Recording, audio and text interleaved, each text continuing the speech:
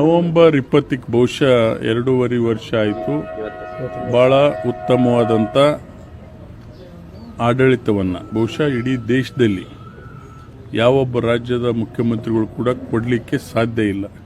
ಅಂಥ ಆಡಳಿತವನ್ನು ಸನ್ಮಾನ್ಯ ನೆಚ್ಚಿನ ಮುಖ್ಯಮಂತ್ರಿಗಳಂತ ಸಿದ್ದರಾಮಯ್ಯ ಸಾಹೇಬ್ರವರು ಪಂಚ ಗ್ಯಾರಂಟಿ ಯೋಜನೆಗಳನ್ನು ಕೊಡೋದ್ರ ಮುಖಾಂತರ ರಾಜ್ಯದ ಕಟ್ಟೆ ಕಡೆ ಸಮುದಾಯದವರಿಗೆ, ಬಡವರಿಗೆ, ಕಡು ಬಡವರಿಗೆ ಸರ್ಕಾರದ ಸವಲತ್ತು ಮುಟ್ಟುವಂಥ ರೀತಿಯಲ್ಲಿ ಕಾರ್ಯಕ್ರಮವನ್ನು ಕೊಟ್ಟಿದ್ದಾರೆ.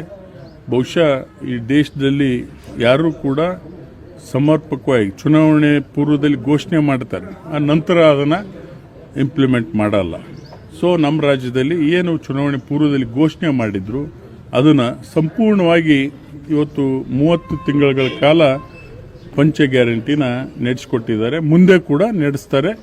ಬಹುಶಃ ನಮ್ಮ ರಾಜ್ಯದ ಬಡತನದ ವ್ಯವಸ್ಥೆ ರೇಖೆ ಏನಿದೆ ಬಹುಶಃ ಎಲ್ಲರೂ ಕೂಡ ಆರ್ಥಿಕವಾಗಿ, ಶೈಕ್ಷಣಿಕವಾಗಿ, ಸಾಮಾಜಿಕವಾಗಿ ಮುಖ್ಯವಾಹಿನಿಗೆ ಬರಲಿಕ್ಕೆ ಸಾಧ್ಯ ಆಗಿದೆ. 2.5 ವರ್ಷ ರಿಮೈನಿಂಗ್ ಅವರು ಆಡಳಿತ ಮಾಡಿ ಉತ್ತಮ ಆಡಳಿತ ಕೊಡ್ತಾರೆ. ಈ ಸರಿ ಕೇಳ್ತೀರಿ ಈಗ ಪದೇ ಪದೇ ನಿಮ್ಮ ಇದನ್ನ 2.5 ವರ್ಷ ಆಗಿದೆ. ಈಗ ಅವರು ನೋಡ್ರಿ, ಈಗ ಹೈಕಮಾಂಡ್ ತೀರ್ಮಾನ ನಮ್ಮ ಪಕ್ಷದಲ್ಲಿ ಅಂತಿಮ.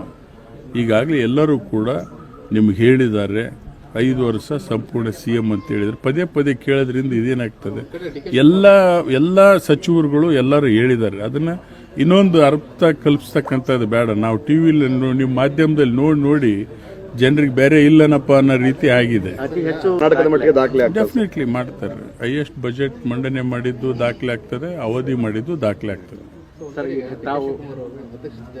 ಈಗ ನೋಡ್ರಿ, ಅವರು ಸ್ಪಷ್ಟಪಡಿಸಿದ್ದಾರೆ, ಅದನ್ನು ಪದೇ ಪದೇ ಹೇಳ್ತಕ್ಕಂಥದ್ದು ಬೇಡ. ನಮ್ಮ ಸೀನಿಯರ್ ಲೀಡರ್ಸ್ ಅನೇಕ ಮಿನಿಸ್ಟರ್ಸ್ಗಳು ಹೇಳಿದ್ದಾರೆ, ಹೈಕಮಾಂಡ್ ಹೇಳಿದೆ, ಎಲ್ಲರೂ ಹೇಳ್ಯಾರ. ಅದು ಗೊಂದಲ ಸೃಷ್ಟಿ ಮಾಡೋದು ಬೇಡ. ಆಡಳಿತ ಅಂತದಕ್ಕೆ ನೀವು ಸ್ವಲ್ಪ ಜನರಿಗೆ ಏನು ಕಾರ್ಯಕ್ರಮಗಳು ಹುಟ್ಟಿದಾರಲ್ಲ ಅದನ್ನ ಸ್ವಲ್ಪ ಅವೇರ್ನೆಸ್ ಮೂಡಿಸ್ತಕ್ಕಂಥ ಕೆಲಸ ಮಾಡಿರಿ. ಡೆಫಿನೆಟ್ಲಿ ಮುಂದೆ ಒಳ್ಳೇದಾಗ್ತದೆ. ಅಲ್ಲ ಸರ್, ತಾವು ಕೂಡ ದೆಹಲಿಗೆ ಹೋಗಿದ್ರಿ.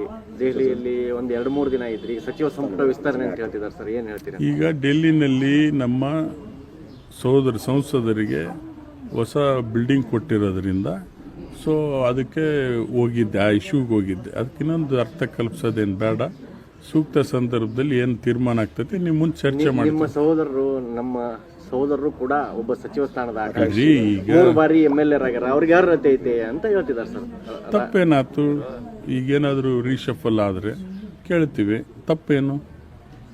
ಆ ಥರ ಅಲ್ಲ. ಬಟ್ ಅಲ್ಟಿಮೇಟ್ಲಿ ಹೈಕಮಾಂಡ್ ಡಿಸಿಷನ್ ಅಂತಿಮ. ನೀವು ಸಚಿವ ಸ್ಥಾನದ ಆಕಾಂಕ್ಷಿ ಸರ್. ನೋಡ್ರಿ, ಈಗ 3 ಸತಿ ಎಲೆಕ್ಟ್ ಆಗಿದ್ವಿ. ಜನರ ನಿರೀಕ್ಷೆ ಇದೆ, ಕೆಲಸ ಮಾಡಬೇಕು, ಹೆಚ್ಚು ಕೆಲಸ ಮಾಡ್ತಕ್ಕಂಥ ಉತ್ಸಾಹ ಇದೆ. ಸೊ ಮಾಡ್ರಿ ಅಂತ ಕೇಳ್ತೀವಿ. ಅಲ್ಟಿಮೇಟ್ಲಿ ನಾಯಕರ ಡಿಸಿಷನ್, ಹೈಕಮಾಂಡ್ ಡಿಸಿಷನ್. KMF ಅಧ್ಯಕ್ಷ ಸ್ಥಾನ ಏನಾಗುತ್ತೆ? ನಂಜೇಗೌಡರು ಕೂಡ ನನಗೆ ಅದೇ ಸ್ಥಾನ ಕೊಡಬೇಕಿಲ್ಲ ಅಂದ್ರೆ ಸಚಿವ ಸ್ಥಾನ ಕೊಡಬೇಕು ಅಂತ ಡಿಮಾಂಡ್ ಇಟ್ಟಿರ್ತಾರೆ. ಈಗ ಅದು ಪ್ರಸಂಗ ಬಂದಾಗ ಡೆಫಿನೆಟ್ಲಿ ಬಂದಾಗ ನಿಮ್ ಊಟ ಹಂಚಿಗೆ ಅಂತೀನಿ.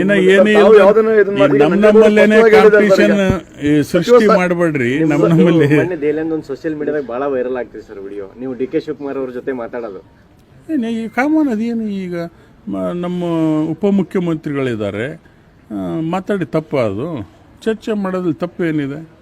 ಸಚಿವರುಗಳ ಜೊತೆನೂ ಚರ್ಚೆ ಮಾಡ್ತೀವಿ. ಈಗ ಬುಧವಾರ ದಿನ ಜಾರ್ಜ್ ಸಾಹೇಬರು ಬರ್ತಾ ಇದ್ದಾರೆ, ಡೆವಲಪ್ಮೆಂಟ್ ಬಗ್ಗೆ ಚರ್ಚೆ ಮಾಡಲ್ವಾ? ಸೊ ಅದಕ್ಕೆ ಹೊಸ ಅರ್ಥ ಕಲ್ಪಿಸ್ತಕ್ಕಂಥದ್ದು ಏನಿಲ್ಲ. ಸೊ ಮುಂದಿನ ತೀರ್ಮಾನಗಳು ನಿಮ್ಮೆಲ್ಲರ ಸಹಕಾರ ಇರಲಿ. ತಮ್ದೇನು ಆಯ್ಕೆ ಇರ್ತದೆ ಸರ್? KMF ಅಧ್ಯಕ್ಷ ಸ್ಥಾನ ಆಯ್ಕೆ ಇರ್ತದ? ಸಚಿವ ಸ್ಥಾನದ ಕೇಳಿದ್ರೆ ಏನು ಹೇಳಿ ಸರ್? ಈಗ ನೋಡಿ ಸರ್, ಈಗ ಏನು ತಮ್ಮ ಆಯ್ಕೆ ಯಾವ್ದಾಗಲ್ರಿ? ಈಗ ಯಾವ್ದು ಚುನಾವಣೆ ಬಂದ್ರೆ ಅದ್ರ ಬಗ್ಗೆ ಮಾತಾಡ್ಬೇಕು. ಏನು KMF ನಿಮ್ ಜೊತೆಗೆಲ್ಲ ಹಂಚ್ಕೊಂತೀನಿ ನಡ್ರಿ ಬಂದಾಗ.